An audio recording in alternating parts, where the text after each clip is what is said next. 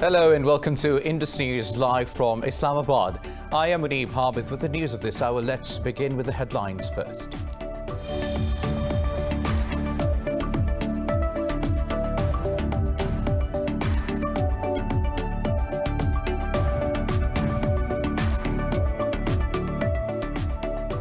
Indian troops have martyred 3 more Kashmiris, raising the toll to 7 in the last 24 hours. The civilians were targeted during a cordon and search operation in the Pulwama district.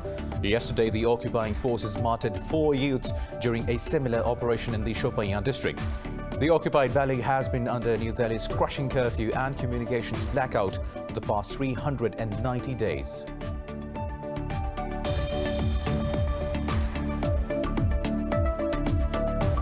Mali's military rulers have postponed their first meeting over the transfer of powers, citing organizational reasons. This comes a day after West African leaders demanded an immediate civilian transition and elections within 12 months. A political crisis has gripped the country since the ousting of former President Ibrahim Boubacar Keita on the 18th of August.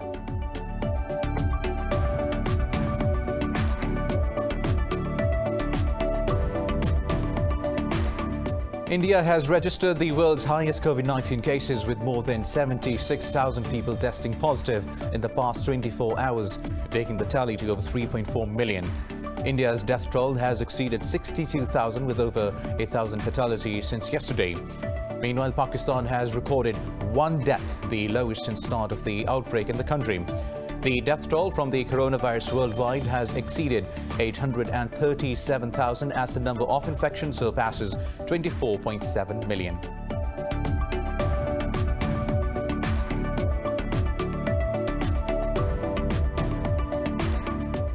Japan has reaffirmed its support for the U.S. stance in the East and the South China Sea.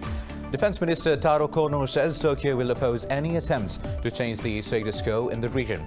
Kono said U.S. Defense Secretary Mark Esper has confirmed the disputed Senkaku Islands are covered by a bilateral security agreement.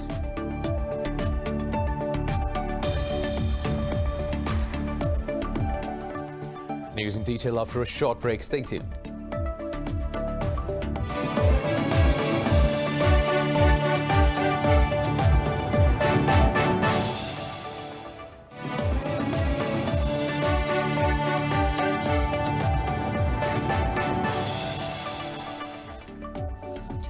Welcome back. Now we'll have the news in detail.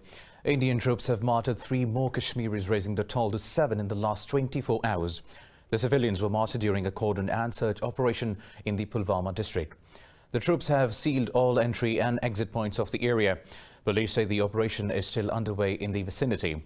Yesterday, the occupying forces martyred 4 youths during a similar operation in the Shopian district. The occupied valley has been under New Delhi's crushing curfew and communications blackout for the past 390 days.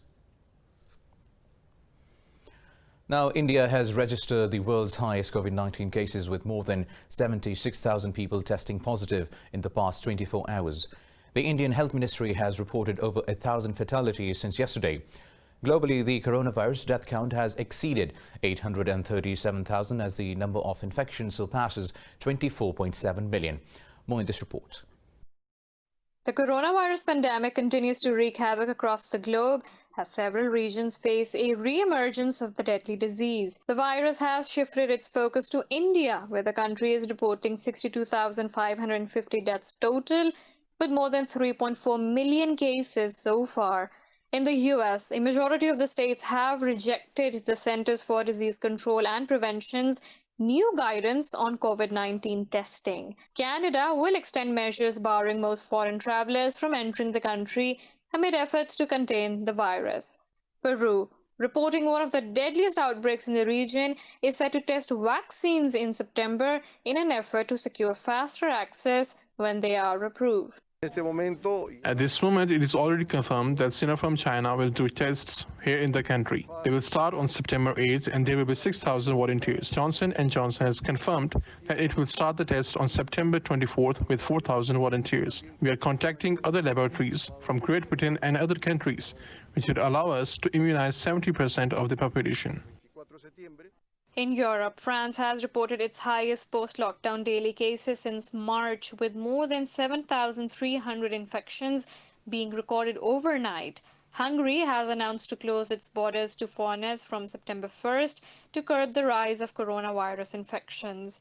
Meanwhile, Australia's most populous state of Victoria has recorded its lowest number of infections in 8 weeks. We have 18,903 confirmed aggregate cases of coronavirus in Victoria. That's 94 more cases since yesterday's update. There have, I'm sad to report, now been 513 Victorians who have lost their life due to this global pandemic. Mainland China has reported only 9 imported cases as the country logged no domestic transmissions. South Korea has reported 323 new COVID-19 cases over the past 24 hours as officials urge citizens to abide by social distancing measures. Meanwhile, in Pakistan, the COVID-19 daily deaths have reached an all-time low, with 1 fatality in the past 24 hours. The Health Ministry says 319 more people tested positive for the virus overnight, taking the tally to over 295,000. The countrywide death toll stands at 6,284. The ministry said the recovery rate from the disease is over 94%. It said more than 280,000 people have recovered from the disease, while 642 patients are in critical condition. The ministry said the number of active cases is below 9,000. Sindh remains the worst-hit province, witnessing nearly 129,000 infections, while Punjab has reported over 96,000 cases so far. The president of the UAE has issued a decree cancelling a law on boycotting Israel. It also allows trade and financial agreements between the two countries. State media said the decree from President Khalifa bin Zayed Al Nahyan aims at strengthening and supporting bilateral relations. The previous federal law of 1972 banned the recognition of Israel and imposed penalties for those found in breach of law. This comes as Israel's EIAI airline is set to operate first direct flight between Tel Aviv and Abu Dhabi on the 31st of August. The flight will be carrying an Israeli delegation and top aide to U.S. President Donald Trump, including senior advisor Jared Kushner. Moving on, Mali's military rulers have postponed their first meeting over the transfer of power, citing organizational reasons. This comes a day after West African leaders demanded an immediate civilian transition and elections within 12 months. In exchange, the 50-nation bloc has committed to gradually lifting sanctions. The group has shut down borders with Mali following last week's ousting of President Ibrahim Boubacar Keïta. Now, Japan has reaffirmed its support for the U.S. stance in the East and the South China Sea. Defense Minister Taro Kono says Turkey will oppose any attempts to change the status quo in the region. Kono said U.S. Defense Secretary Mark Esper has confirmed the disputed Senkaku Islands are covered by the bilateral security agreement. Tokyo's remarks come amid rising escalations between the U.S. and China. Washington says Beijing's aggression disrupts regional peace and violates 2002 declaration on the conduct of parties in the South China Sea. Beijing controls the majority of the islands in the territory, but Vietnam, Cambodia and the Philippines, among other nations, also have a claim. The European Union has threatened Turkey with fresh sanctions unless progress is made in reducing tensions with Greece and Cyprus in the eastern Mediterranean. This is the bloc's first direct response since Ankara's tensions with neighbouring countries have intensified. More details in this report. Oil exploration row between Turkey and Greece in the eastern Mediterranean has worsened as Ankara continues its survey activities. The European Union's threat to Turkey comes on heels of calls by Greece. The EU's top diplomat Joseph Borrell said the bloc wanted to give a serious chance to dialogue, but it is steadfast in its support for member states Greece and Cyprus in the crisis. That there is a growing frustration in the face of Turkey's behavior, and that the Council expressed a political consensus to ask the relevant Council working groups to speed up their work.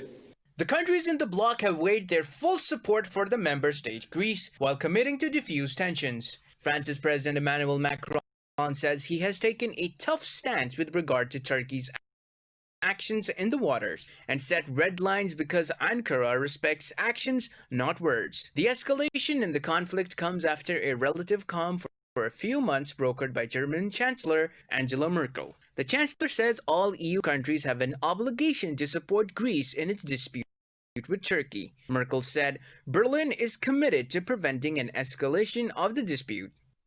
I believe that all of us as member states of the European Union must of course take Greece's rights and concerns very seriously and support them when they are in the right. Nevertheless, I have always argued for the situation not to escalate further, and to an extent that is only possible if we keep talking to both sides. The disputes there over the distribution of the economic zones can only be resolved together. Germany is making efforts in this regard. While international community condemns Turkey's actions, Ankara is set to claim the disputed waters for itself. Turkish President Tayyip Erdogan discussed the issue with NATO Secretary General Jens Stoltenberg. He said Ankara will continue to protect its rights and interests everywhere. Moving on now, the UN says it has received a number of credible reports that migrants reaching Greek soil or territorial waters are being turned to Turkey. In a statement, the UN's refugee agency called for an investigation into the reports as it considers Athens' move a breach of international law. The agency cited one report out of many which came from German naval vessel operating in the Aegean Sea. According to the UN, about 11,500 asylum seekers have reached Greece so far this year, many crossing the sea from Turkey. Meanwhile, a stranded Louis Michel boat carrying migrants in the Mediterranean Sea has asked the European Union for urgent assistance. The boat has asked Italy and Malta for help, but they have not responded yet. Now, in Libya, protests have broken out a day after the head of the country's UN-backed government suspended Interior Minister Fathi Bashagha. Dozens of Libyans gathered in the streets of Misrata against the decision, voicing concerns over corruption in the country. Yesterday, the government said Bashagha's handling of a crackdown on the protests will be investigated within 72 hours. It added that Bashagha's duties would be resumed by Deputy Minister Khalid Ahmed Mazen. Nominated in 2018, Bashagha played a central role during a 14-month offensive on Tripoli by eastern forces of Khalifa Haftar. Moving on, Belarus has threatened to cut off European transit routes across the country if EU sanctions are imposed on Minsk. President Alexander Lukashenko said he will block European countries shipping goods to Russia and divert Belarus exports through ports in Lithuania. Lukashenko says the EU has disregarded Minsk's importance as a key trade linkage. Belarus is a major overland route for European goods bound for Russia and the main energy link between Russia and Europe. Earlier, the EU threatened sanctions against Belarus over Lukashenko's crackdown against protesters over rigging allegations. Meanwhile, British Foreign Secretary Dominic Raab has condemned the mass detention of over 50 journalists in Minsk. More news coming up in this bulletin after a short break. Stay tuned.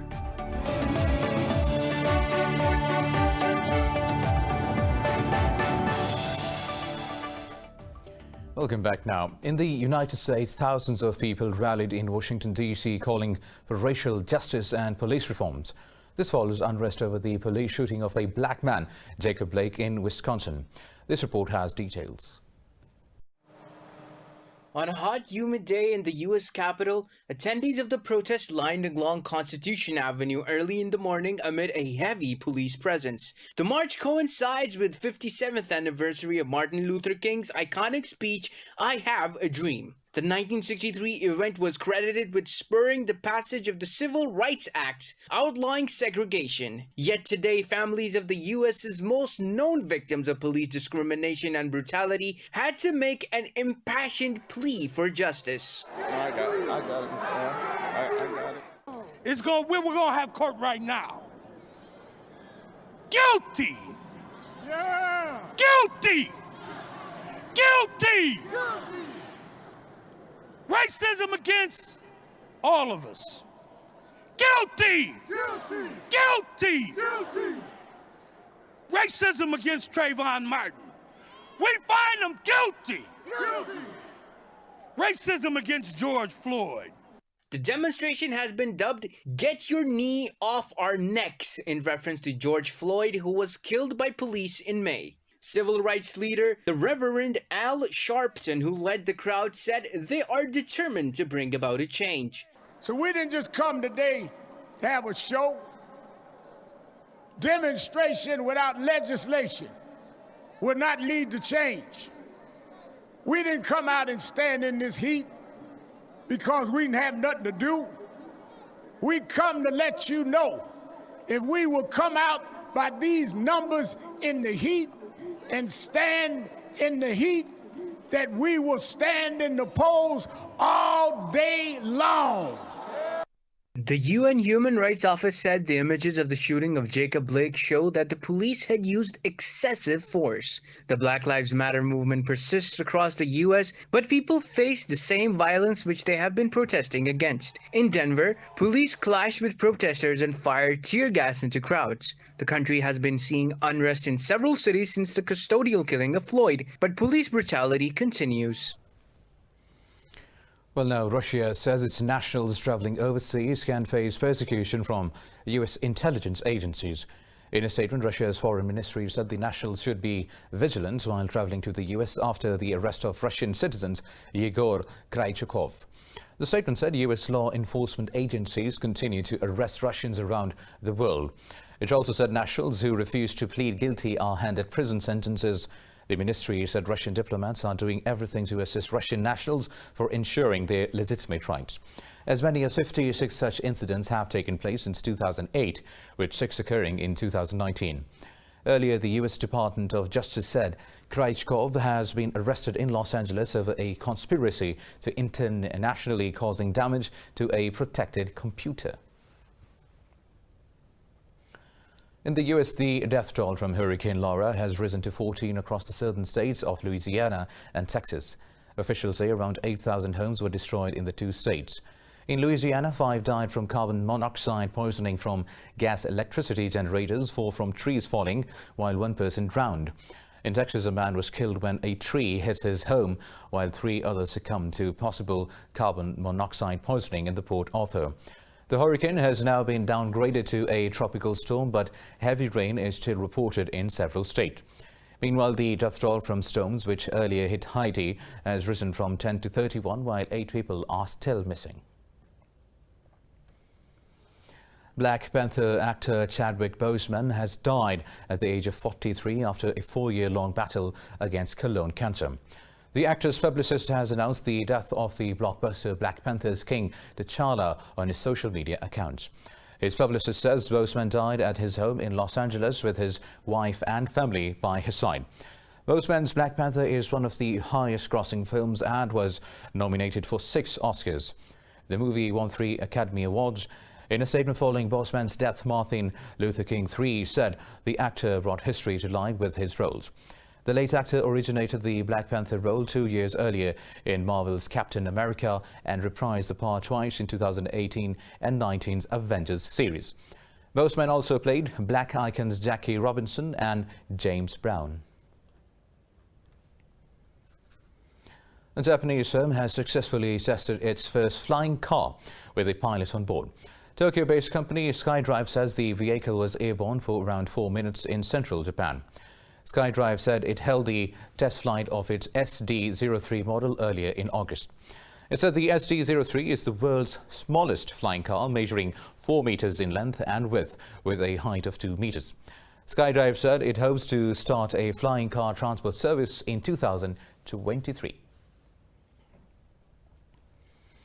China's autonomous region, Tibet, has been at the forefront of the country's efforts to promote green development. China has made remarkable advancement in the conservation of the ecosystem over the past 5 years. This report has more details. China has stepped up protection of Tibet's natural resources such as grasslands, wetlands and forests. In Lhasa city, the area of water bodies in the Lalu Wetland National Nature Reserve has been expanded around 30%. This increased the number of migratory birds to over 15,000. The efforts resulted in the steady growth of Yunhas snub-nosed monkey, a severely endangered species. The steps to protect the ecosystem have greatly improved people's well-being. We have felt continued improvement in the sanitation, ecology, and infrastructure in the Lalu Wetland Reserve whenever we come for a walk and fresh air. The environment is better and our sense of happiness is stronger. The reserve is also home to other animals such as clouded leopard, snow leopard, and wild ox. On the whole, some 440 kinds of vascular plants and nearly 160 types of vertebrates have been found in the reserve. In the past 5 years, Lhasa has achieved a green transformation through afforestation and management of its water resources. We've connected the Potala Palace and the Norbulinka Palace, two World Cultural Heritage Sites, through the expansion of our river system, which covers a combined 72.24 kilometers, with the newly added 36-kilometer long water bodies measuring 26 hectares in total. In Tibet, a total of 538,800 square kilometers in 74 counties and districts have been designated for ecological conservation. It has also built 47 nature reserves of various types with a combined area of 412,200 square kilometers. The Chinese authorities have invested about $9 million to improve infrastructure in the reserve.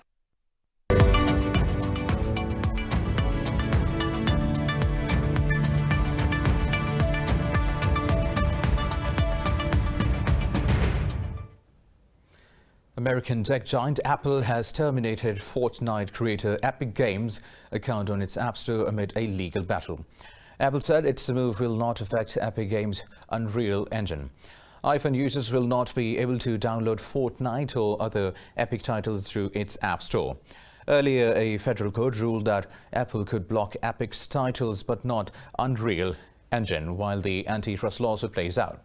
Apple pulled Epic after the popular games creator implemented a feature to let iPhone users make in-app purchases directly. Apple had said it would allow Fortnite back into the store if Epic removed the direct payment feature. But Epic refused, saying complying with the request would be plotting with them to maintain a monopoly over in-app payments.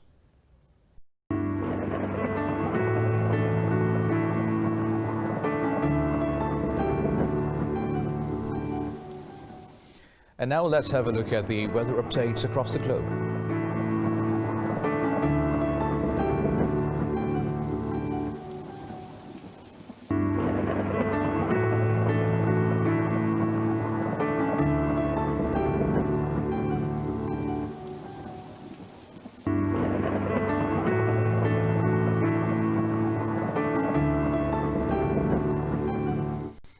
Well, that is all for now. For the latest updates, you can follow us on social media at indus.news. Take care.